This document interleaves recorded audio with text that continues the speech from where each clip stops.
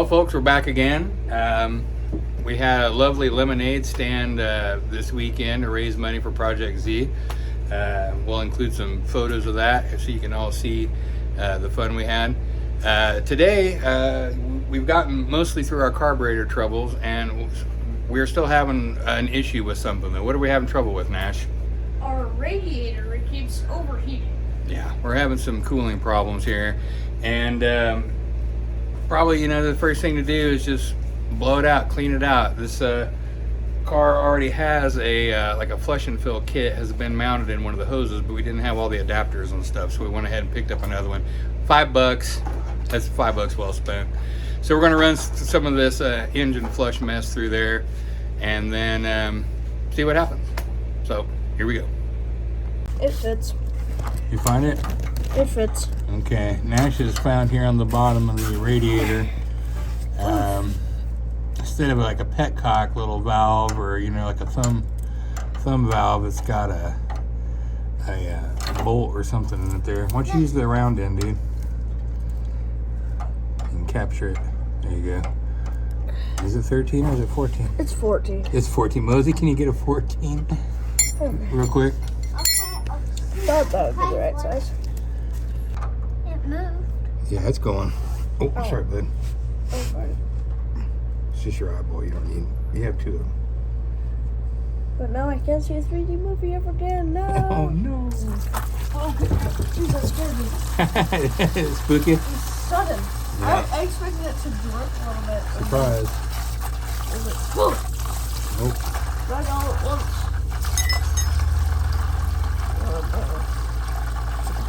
I mean, there's more than this pan will hold, so we need to do two rounds. 2 rounds, yeah.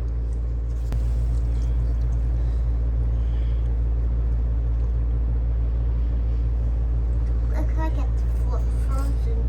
Mm-hmm. It's called the laminar flow. Yeah, laminar flow is that property of physics where fluids in motion appear to be like frozen solid, because all the droplets line up together in a uniform pattern. Whoa, that looks cool. Something like that. It looks cool because it's green. It looks cool because it's green. It looks like something like a cocktail on planet Vulcan. Isn't that technically the same color as our blood? It's a Spock tail. It's Get it? almost Same done. color as our blood. Yeah, well, so is a Bloody Mary on Earth. Oh, well, that makes sense. All right, so now we've drained the coolant. We put some coolant in there a couple weeks ago, which was probably I should have waited until we knew what was going on with the cooling system. I should have just filled it with water. Yeah. Hose. Got the hose, so we're going to fill it with cool water now. We're going to try this product.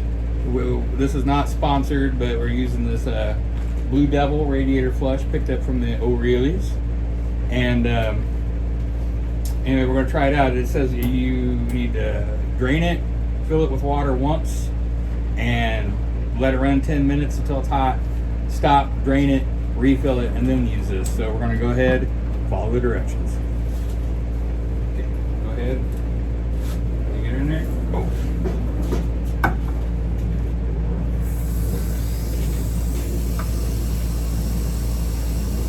This is the exciting part. Yep. Then we're going to let it cool off. This thing isn't looking yet. No, it won't be for a while. It has to get to about 180 degrees or thereabouts before this opens. Do you know how the thermostat works? No. Here's a teachable moment for you. The thermostat works inside of here. It's a spring that has like a little door on the top of it to shut it off, right? Well, when you want it to open, how do you get it to do that? Inside, where the thing that holds the spring, there's a little capsule made of wax that melts at 180 degrees, and when it melts, it gets soft, and that allows the pressure from the radiator to push against the spring and open. Oh. Isn't that wild? That's. It's very old-fashioned. It's very simple, and it still works. It's cool in here. Yeah, this engine hasn't been run since Saturday when we have the lemonade stand. All right, now we refilled this with just some plain cold water. We're supposed to run it let it get hot, and then turn it off before we put this, draining it again and putting this flush stuff in. I thought I'd take this opportunity to see if we can maybe check what the timing is on this car is. I do have a timing light that I picked up some time ago at a pawn shop in like a clearance bin, so I'm hoping it works. It's inductive. How timing works is this thing will flash every time the number one spark plug goes off, right? When at that moment, this car should be at about like 10 degrees before top dead center. Remember we talked about the spark has to go off a little bit before the piston's exactly at the top, because of the time it takes for the explosion to happen, right? Especially when the engine is going fast. So we set the timing to a certain amount right before what they call top dead center, which is when the piston is exactly at the top. And so you have to set that in. We find that out by seeing when the number one spark plug goes off, which you can do with this light. And right down here, there should be a mark on the wheel on the front here that will line up with some lines on this little doodad down here and show us where it is. I'm not in, well, it's over here. You'll see in a minute when we get going. But I have not seen any marks down there. So when we get this fired up and lit up, we will see, I guess. So in this particular one, you don't have to, it used to be that you had to like put the thing on the number one spark plug and then put the wire on that. This one, it actually is inductive, so you just put it around the wire and it will know when it's firing. So I guess we're gonna fire the car up and see what happens. You gonna fire it up, kid? Yep.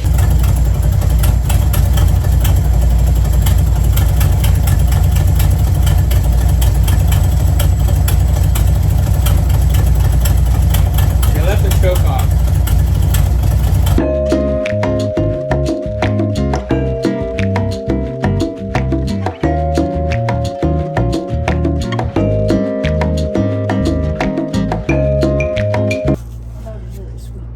Okay, we're going to drain this water out one more time and refill it with some of that engine flush biz, and then we're going to drive her around. If I can get on this thing.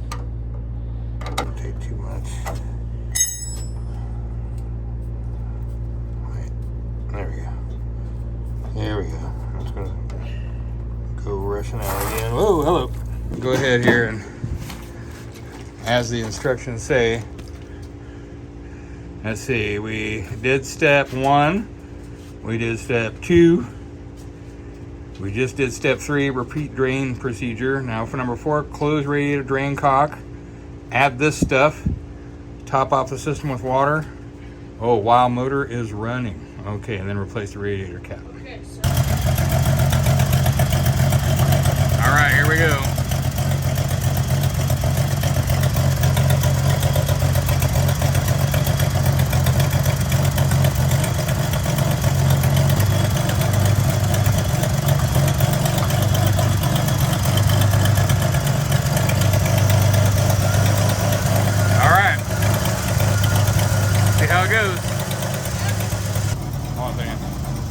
All right, remember we were talking about timing, right? yeah, Now, see the pulley right behind the fan there? yeah.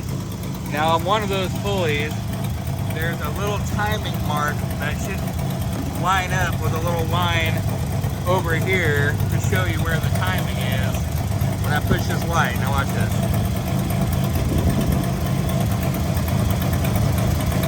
Now I see what looks like a mark right there. Do you see it? See how? But I can't be sure what it's lining up against because the see this piece of metal back there? That's supposed to have like marks or notches on it to show where it is in the timing. And then you move the distributor around to adjust that. But I can't tell where it's supposed to be. This is me and the boys walking a couple blocks from our house. We took the Z out. We're just gonna drive her over to the neighborhood gas station, top it off, get the engine warmed up. And she died on us. It's the first time I've tried to drive it without like completely warming it up first. I don't know, maybe I flooded it or what, but we're headed back to the house to get some tools and whatnot, and we'll see what goes. Well, it's getting better. I'm getting the carbs dialed in a little bit better here. I think it'll be better if I can really get in and check the timing, which is my next deal. My timing indicator plate appears to be missing off here or broken, so I'm gonna have to get another one to really dial that in. But right now, this is a lot better. This is the first time I've had this car idling at under about 1,000 RPM since we've been tinkering with it. Where are we right now? Can you see that? Yeah, it's about 800 RPM, not so bad. And you know what? I've been running this for a while in the garage and it's not overheated yet. So that's also a good sign. Well, I hate to jinx it, but I'm pretty happy right this second. Well, it's another day. Yeah, was it 2 days ago? We flushed and filled this radiator. Well, not really flushed, drained and filled a couple of times to get all the old coolant out and get the engine open up and try to just flush out all the little bits of old crud in there. And now we actually have put in some engine flush stuff that's supposed to help get all the old crud and corrosion and whatnot out of there. And the instructions said just to drive it around for a few days. Obviously, since we've been having overheating problems and whatnot, we've not been like daily driving this to the store or work or anything like that. But we have been getting it out and driving around the neighborhood a little bit. Yesterday, I had, the day before, I'd goofed with the carbs a little bit when it was warmed up nice. And apparently I got them way out of whack. So last night I came out here, readjusted them to baseline and dialed them in a little better. And it was actually running really nice. And it ran for a while and it didn't overheat. So we're going to fire it up again right now and see how it goes. And just watch and see.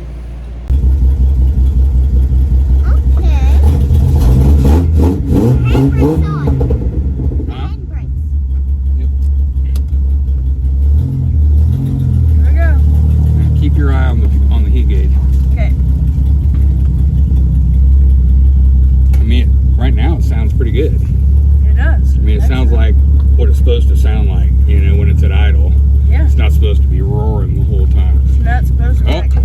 Oh, there it is. The minute we start rolling forward, the heat goes through the roof. It's a trip. Weird. It is weird.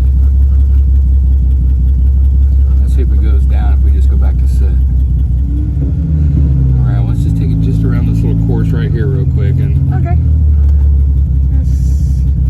still running good, right? Yeah. Alright, see what we got.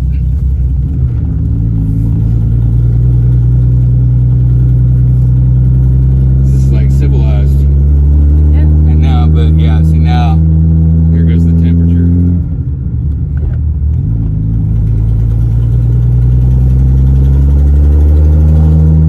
Yeah, we better get back around real quick here. We're gonna be, see now it's like hot, hot.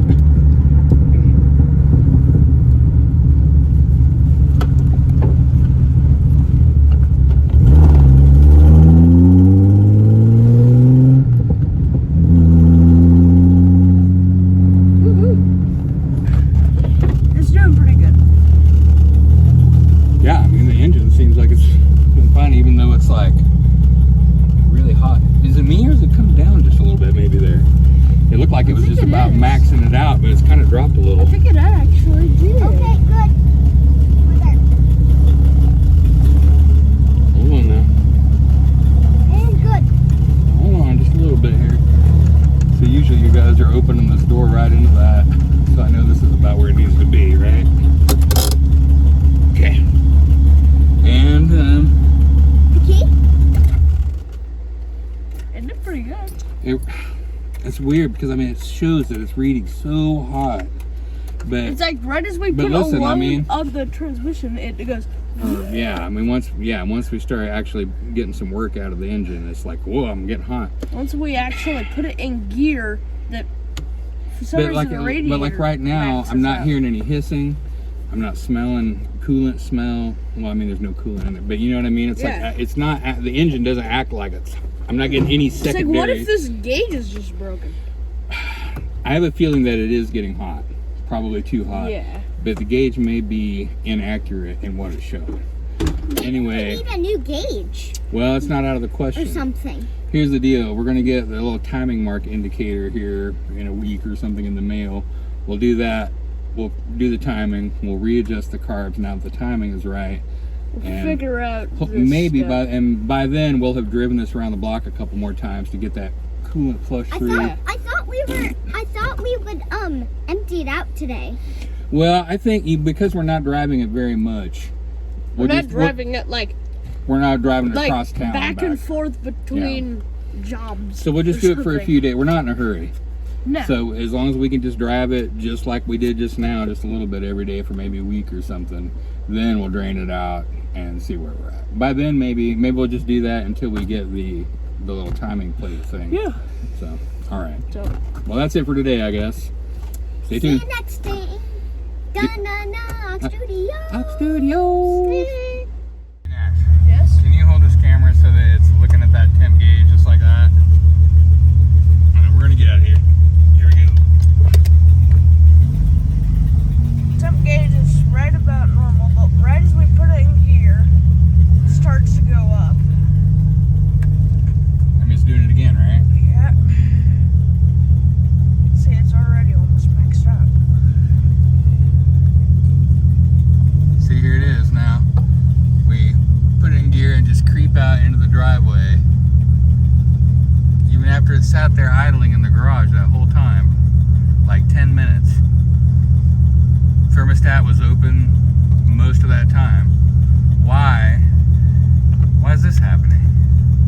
Right as we put it in gear, it just shoots And up say to the top. engine doesn't act like it's mad about being hot.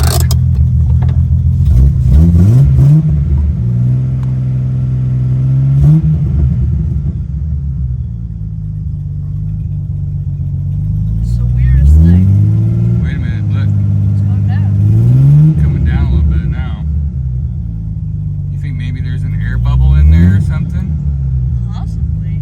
I mean, that's, you know, I always hear about that. That's something I've never really had to deal with on any of the zillion weird old cars I've had. But, I mean, that's looking like that's in about the normal temp range. Like, yep, there it goes again, look. Yep, it's going up. What's the deal with that? I don't know, you'd think that running it, it would go down Yeah. because we're getting The more fan- air through it. The water fan pump is spins turning faster. That's just the weirdest thing. It is weird. All right. Now I've backed the car back into the garage. Let's just let it run for a minute and see if it goes down again. It's like right now, it's at the very top here. So if we just sit here, will it go down or will it just stay at the top? Good question.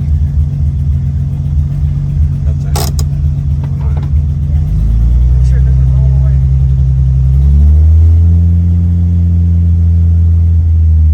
It's going down. It's coming down now. It's going down. Interesting. Well, these are good data points. These are good data points, Yep. right? The minute you take the load off of it, it comes back down into normal range. So. Okay, that's what we need Yeah. to know. That's what we need to know, right? Yep. Okey-doke. We're coming to finally replace the that thing showing. Let's see what you got there. Let's show you here. Yes, this is, I'm getting some glare on that. There we go. This is the timing indicator plate. The one that's actually on the car, the plate is there, but the part that sticks out that has the teeth on it is supposed to go right there. See this thing? You see it now? Yeah. We're gonna take that off. be in an obscure place to get to. Yeah, I mean, the bolts are both right there, so I don't think it'll be too hard to get it off. I guess we're gonna find out. Yep. Ow. Yep. Ow. Is that fan biting you? Yes. Can't get it on there. There we go. There you go, you got it. There, yeah, put that finger on the back. You got the technique. You just got to be careful that you don't accidentally make it go the other way when you're holding the back of the socket like that. Is it coming out easy? Yeah. You might be able just to finger loosen it. What's that?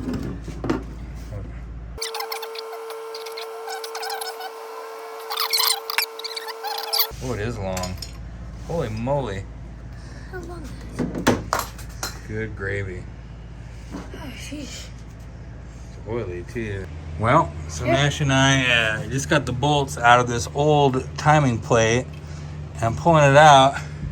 It turns out it does have the thing on there, but someone appears to have installed it Backwards. upside down. Yeah, it should be like this, right? So you can read the numbers on it. What in the heck? Yeah, so my guess is it should be like this so that you can see the numbers right up next to the pulley, but this was installed like this with, well, I don't know, this one has the numbers on the inside too.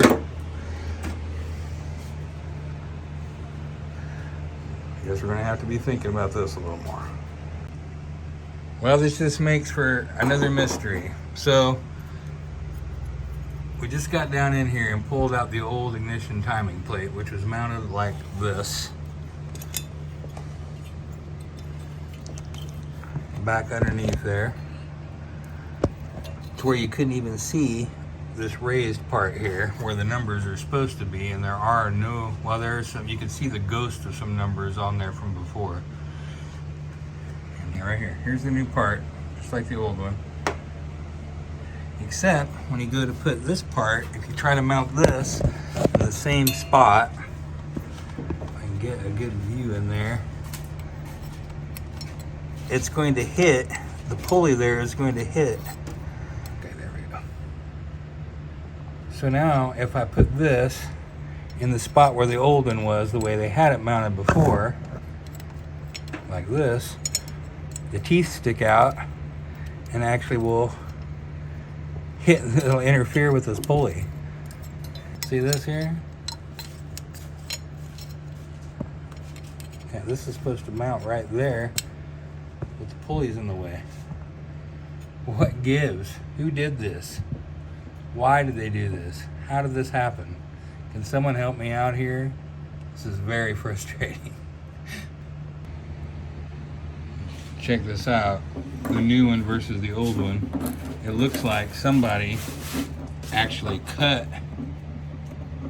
You can see, if you look closely on the side, you can see some jagged on there, like their spikes used to be there. Like I think somebody actually cut the teeth off of this, Yeah. so that it wouldn't Interfere with the pulley. interfere with the pulley. This is crazy. I mean, you need the teeth to actually measure it.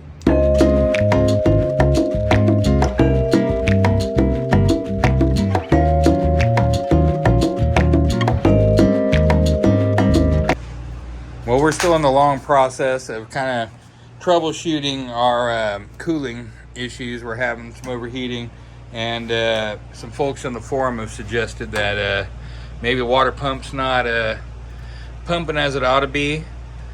So we're going to go ahead and just take one of these hoses off here and turn the engine on, and you're probably going to have to take it way off, kiddo. And you know, put a bucket under there to catch as best we can. But see what happens when that thermostat opens, and see what kind of flow we've really got as we're pumping this old engine flush stuff. We've had this engine stuff, coolant flush for about a week. Yeah, and we need to get it out of there.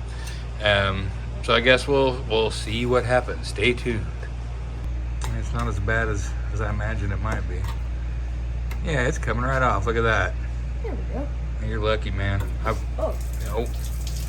Is our bucket down there? Where is our bucket? Oh. That's all right. I need a rag. We'll be All okay. over my face. Did it? Oh, we'll get you right. My shirt. Yeah, This is why I had you change out of your. Yeah. Today is Nash and Moses' first half day of school, so they had their school clothes on. Had to have them swap out because we're gonna come out here and get grubby. So it usually takes a little bit before this thermostat opens up. When it does, it's right. Yeah, it's right there. When it does, it should start shooting water. Should start just blasting right out of that. Well, watch the fan. Watch the fan. Yeah. Get your fingers in there. It won't be good.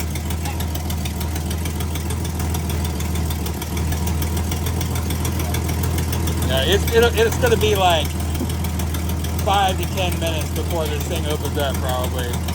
5 anyway. So now we wait.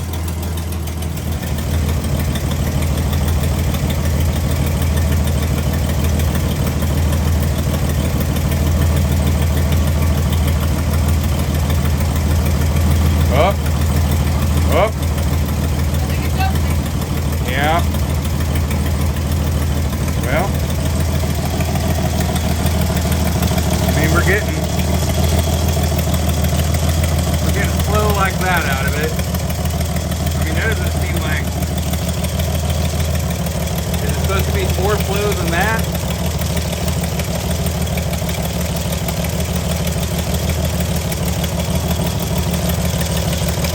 I don't know if that's weak or not. It doesn't look like that's very strong right there, to be honest. No. All right, watch it kill the engine. We don't want it to overheat.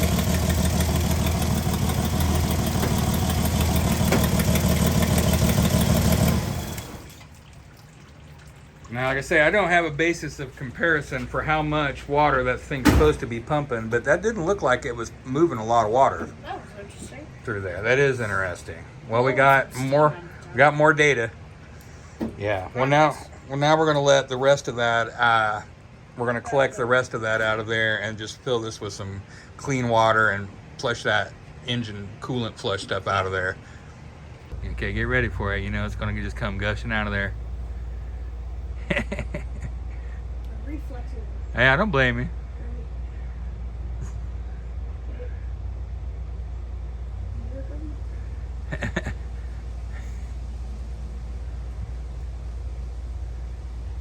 Oh, you almost got it. There it is.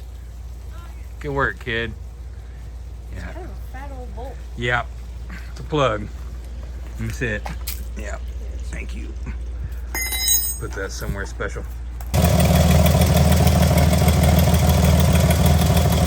Thermostat is open, but not a lot happening in here.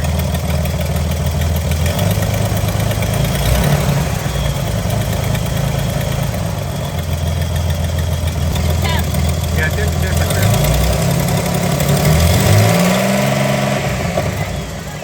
Is it high? There we go. That's moving now some.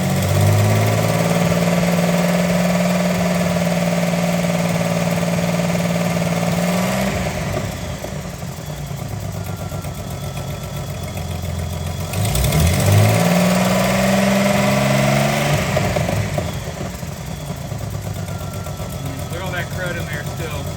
We're gonna have to flush it again. All right, go ahead and turn it off, bud.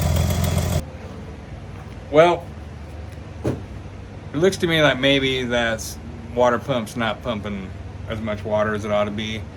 We know now that the pulley on the harmonic balancer on the front of the crankshaft there is has migrated somehow, like moved too close to the engine block, and Getting all wobbly. yeah. So Not what you want. So we're going to replace that pulley, and I guess I don't know if the balancer comes as part of that or if the pulleys just bolt to that. We'll find that out, of course. And you know, this old cruddy radiator, this water pump and stuff, I think most of these components are pretty cheap, like surprisingly inexpensive. And while we got a budget to do it, I think probably what we're going to do is just go through there and we're going to swap out that pulley and or the balancer as necessary. Water pump, radiator, Yeah. Get the whole fan cooling clutch system. the fan clutch on the front of there. This fan clutch never prevents that fan from turning. This fan turns 100% of the time. Yeah. And I mean, they're not that expensive. So I think we're going to do all that. And we'll put new hoses and a new thermostat on too. Yep. And so it might be a few days before we do any more updating on this channel. But I got a feeling that just a cooling system overhaul is what we're looking at, and like I say, comparatively cheap. So all this old stuff in here is very old. It's sat for a long time. So I think we got a lot of corrosion, and time to go. Yep. So until next time, Like and subscribe. like and subscribe. Dun dun dun dun. Ox Studios.